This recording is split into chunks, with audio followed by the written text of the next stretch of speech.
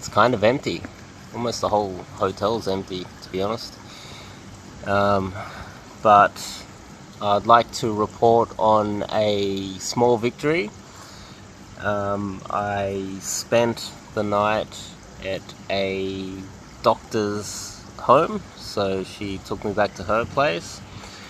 I would call that a victory.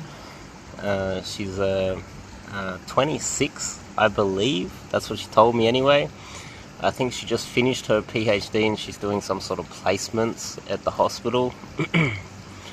After getting a number, a lot of the objections were, I'm saving lives. You know, you don't want people to die, do you? And yeah, that's an objection that it's hard to overcome, to be honest. That's a hard objection to overcome. What do you say to that? And she was saying that she started work at 8 and finished at 8. And I was like, oh, so you start at 8 a.m. and finish at 8 p.m. That's a long day. She goes, no, 8 a.m. to 8 a.m. That's 24 hours. So she's like sleeping at the hospital working. Maybe it's, you know, due to COVID and all of the dramas that are happening at the moment. You know, having success in Thailand, which a lot of guys say it's really easy in Thailand, and having real success in Thailand. So a doctor who's highly educated, you know, conscientious, you know, intelligent, well-spoken, she has her own car, she's got a lot going on in her life, has her own apartment. This is different from say a girl that's kind of not very intelligent, not very hardworking, kind of low quality sort of a girl, low vibration type of a girl that just thinks that her she's not going to university, she doesn't come from a good family, and what I mean by that is, let me dig a little bit deeper. In Thailand, I've noticed, and it's very similar to many other countries in Asia, is that there's like a caste system, like what they have in the subcontinent with India and Pakistan. You often get classed based on the color of your skin, and the whole of Asia is very racist. So how it works is, generally, if you have lighter skin, if you're a lighter skinned girl, you're more likely to come from a wealthier family, have more connections, you're more likely to get the scholarship, get the job, get the opportunities, you're more desirable in society, you're a higher quality girl in the eyes of what a Thai person would deem to be, you know, on their, what they deem to be beautiful. So the darker skinned girls, it's seen to be as like the farm girls. The darker skinned girls, they work outside, so they get tan. The lighter skinned girls, they're inside, they're privileged, they got the air conditioning, they don't have to go outside, so they're of higher quality. They're the 1%, they're the ones at the top. So even if you're not part of the 1%, if you're a lighter skinned, you're generally treated better regardless. That's generally how it is. I'm not sure if that's how it works with men, but definitely with women. The lighter skinned people generally are treated better. So when you look at that, the higher quality girls, if they're higher quality, they're less likely to go with a foreigner. Okay, so if they're less likely to go with a foreigner, that means that it will be far more difficult for a foreigner to get a highly educated, say, doctor with light skin that is hardworking and, you know, has all these things going for her in a better family, etc. So when I look at a lot of the white guys, you know, the British, it's mainly British. I've seen a sprinkling of Europeans. It's British and Americans in Thailand. I've seen some Australians. The Australians I've seen have been absolute trash on a scale that is very hard to find in Australia. So You got the absolute trash of Australia coming to Thailand, which is um, pretty embarrassing, to be honest. The Chinese call them the LBH, the losers back home, and that's real because I've seen a lot of them. But what you do is you see them with either prostitutes or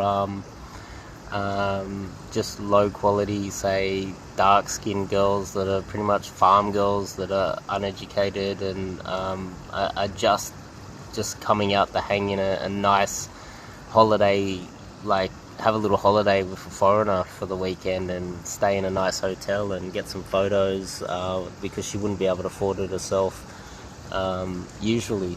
So it's kind of like a win-win situation for the losers back home and the low value dark skinned Thai girls. Now this brings me to, well, what I'm here for is to try and use game, right? So a lot of people say that Thailand's easy to get laid in. It depends on what their definition is, and I would argue that a lot of the people that say that it's easy to get laid in Thailand, they're just talking about getting dark-skinned girls off, say, Tinder, but mostly it's paying for prostitutes, paying to get laid. There are areas where you can walk down the street, obviously, and there'll be lots of prostitutes. And I met a couple of American guys that really could do better. They're actually cool guys that have their shit together. One guy says he's quite a successful businessman back home. He's well-spoken, he's intelligent. I like these guys, and they're just here negotiating with prostitutes all the time. I'm like, what the hell? I think that's what the majority of guys do out here. Even the higher quality guys, like these American dudes that I met, they were actually really cool dudes, but they're negotiating with prostitutes.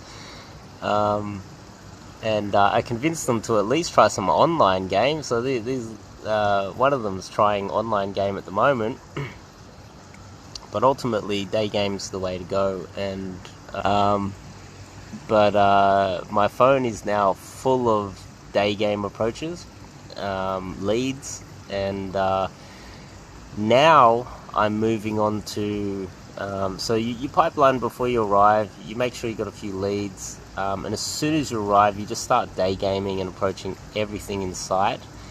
Usually you'll get a few, SDLs, or you'll get a lot of nice leads from that.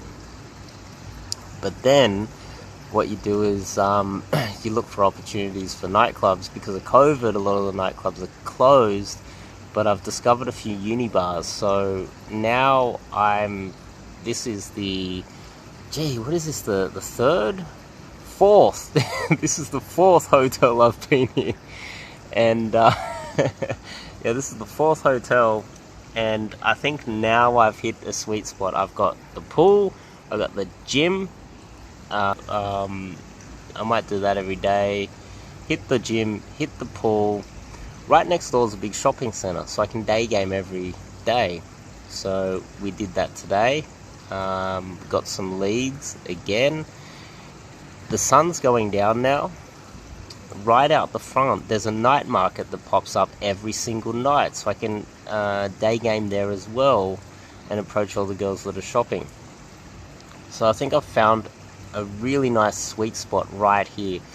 Shopping centre, day game spot, gym, pool, massages every day, night market, day game approaches, and it's literally down the road from a uni bar. So I've done a lot of research. It took a while for me to find this uni bar. Went there last night, and this uni bar just across the road from a massive university. Also, it's near a hospital, and I only discovered it because I slept at the doctor's place. The doctor lived in this complex which was in between a university and a hospital, and it was a mixture between university students and either doctors or highly educated women that were either connected surgeons. I'm not sure, they could have been nurses, etc., if they could afford to stay in that complex. all in that one area, and I found a uni bar nearby. So I found this sweet spot, and that's why I've chosen this hotel. So this hotel means I wake up, gym, pool, massage, day game in the mall every day, day game in the afternoon in the night market, and then hit the uni bar every night. Obviously you gotta be careful what you eat living this type of lifestyle, and so you got to make sure you hit the pool and the gym every day, and every night you can't be drinking. So you know, we're either going to order Coke or something like that, makes it look like we're drinking. And last night I learned quite a lot about night game here as well. There's a lot of issues, a lot of cultural problems that I discovered. Yeah, we don't have the best nightclubs here at the moment. It's probably all because of COVID. COVID's ruined a lot of things. This place might have been full of foreigners. There might have been a few cute American or Canadian girls or European girls or something here. Who knows? But at the moment it's relatively quiet, so that will be affecting my results. But I've spoken to a few guys, and they told me that my experience here is quite normal, even though they were coming here during normal times, and I'm here during quite a difficult time. But when I told them the amount of day game I'm doing here, they were shocked, because I'm doing like 4 or 5 times as much as they are, and I'm probably going to be hitting the clubs every night from now on. I'll save it to the next video, what I discovered about the clubs, but I just want to report on getting a doctor, and I think I'll see her again. It was actually quite nice. And that's officially my first solid lead in this country, because she was great. She told me, she started teaching me some Thai words. Her English was great. She started teaching me about the culture. That's what you want when you travel somewhere. Ultimately, the best way to learn about a country is date a girl from that country as soon as possible. And if she's into you, she'll just start teaching you words. She'll just start pointing out things to you that you wouldn't have even thought of asking the question of what that is. She'll just start explaining things to you, and I've learnt so much about Thailand just through staying over with her once. So I think I'll see her a few more times while I'm here, definitely, who knows. And hopefully I'll learn quite a lot more about Thailand as well. Your learning curve just skyrockets when you meet a local girl. It's a huge thing. It really does help. And so now I've just got out of the pool. I'm going to go upstairs and get ready, and the sun's going down by the looks of things, and I'm going to go hit that night market, do some gutter game. It's not gutter game, it's like night. It's the sweet spot game just before dinner, really. That's where you can kind of pull a girl for dinner instantly. And I've got a day game approach girl coming around within an hour or two. She's arriving here, and I told her that I'll take her to the uni bar with me. Maybe I can talk about that in another video, what I've learnt about texting these girls and flakiness and ghosting and the cultural things with Thai girls. A lot of guys don't talk about this. I'm surprised no one's talked about these things that I've learnt, because if I knew that Thailand was like this, I would have come far better prepared. Thailand is nowhere near the type of environment that a lot of the trash here make it out to be. They just say, yeah, Thailand's great. It's because they're losers back home, and they're just happy to be, treated even slightly better than what they do back home, or have better success, or have a more purchasing power because they come from a first world country. But here, my standards are very high. I expect a lot more. If my mate values higher here, I expect more. I just expect that extra purchasing power. I expect higher quality girls. I don't expect to come here and get the same type of girls that I can get back home with Daygame. I expect better. And that's probably why Thailand's got this awesome reputation as being an easy spot. It's because a lot of the guys that are getting success, they're just happy to get anything really, and they don't really put much thought into it or depth of thought. So I've got a few more videos to make, definitely talking about night game, talking about I think I touched on that, the caste system today, and how lighter skinned girls are deemed to be of higher value here. And like light skinned, cute, girls that they look like they haven't seen the sun. They're the pinnacle over here. Really, they're the best. Yeah, managed to get a doctor, so pretty happy with that. And I see that as a win. If you were to want to come out to a country like this with me and just game with me, Daygame, we obviously do a bit of online game, prepare you before you arrive, but it'll be Daygame every single day, and do night game as well. If you're keen on doing that, hit me up. I would be keen to be running immersions in countries like this all over the world. Get 2 or 3 guys together, we get a nice big place and we just game every day. I can't think of anything better to do with my time. We pick a location and I teach you how I navigate my own sort of holidays to get the best success I possibly can. And we ride through the highs and the lows, and we do it's fun too, just gaming every single day, no matter what, breakfast, lunch and dinner. It's fun, it really is. And now I think about it, I'm going to go upstairs, get changed and go hit that night market and game away until that girl turns up, and then I'm going to hit the uni bar tonight and game some more and try pull. So I can't think of anything better to do with my time. To be honest, I like it.